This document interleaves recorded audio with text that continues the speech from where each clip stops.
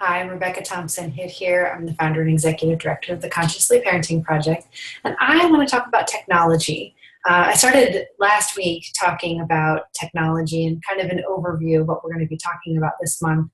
And today I wanted to talk about early parenting and the impact of technology and kind of what we need to know about early development. This is an area that I actually spent a lot of time looking at, and I've talked to a lot of parents about what this looks like in early parenting. And I'm talking birth through about the age of 4, 5, 6, depending upon how you define this period of childhood. Definitely when our kids are really young, they learn exclusively through the sound of our voice, through physically moving their bodies. There's a lot of things going on in their brain where they're matching what's going on in our brain, and that doesn't happen when they're on a screen.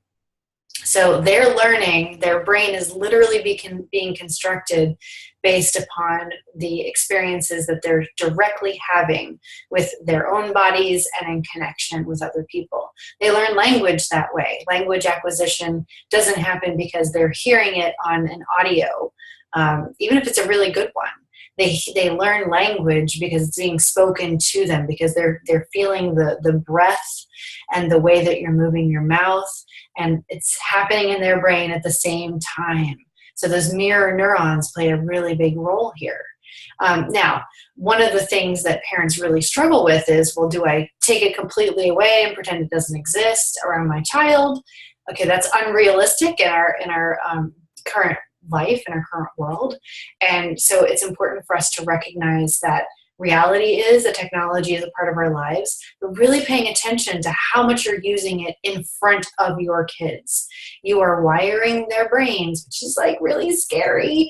It doesn't mean you can't check it. It doesn't mean that you can't go and do something, but make a conscious decision that you're going to do it and say, Mommy's going to go check her email right now, and when I come back, then we'll, connect again. One of the things, and if you haven't seen this, it's the still face experiment, where a mother is sitting with her child, and the parent just stops connecting and just completely, no matter what the baby does, the parent's face is just still.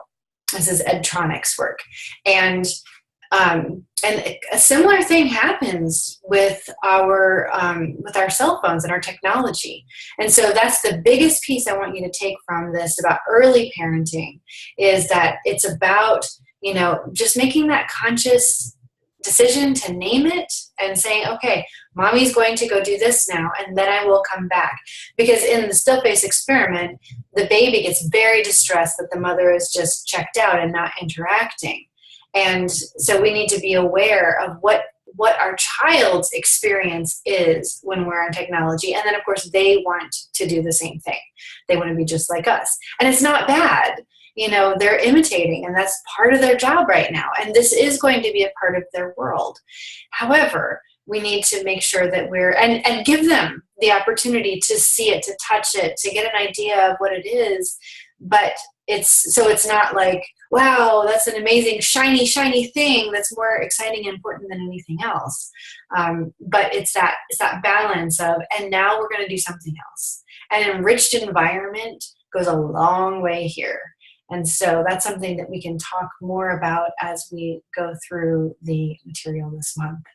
So if you have questions about parenting and screens in early childhood, please just let me know. We have new forums, and so I hope that you'll all head on over and be part of the discussions there as well. All right, next week we're going to be talking about nurturing your relationship around technology.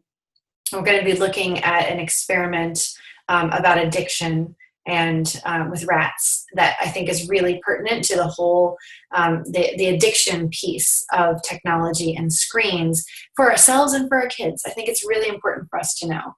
And then we're also going to be looking at boundaries and transitions off of technology, regardless of how old your child is. All right. Thank you for watching, and we'll see you next time.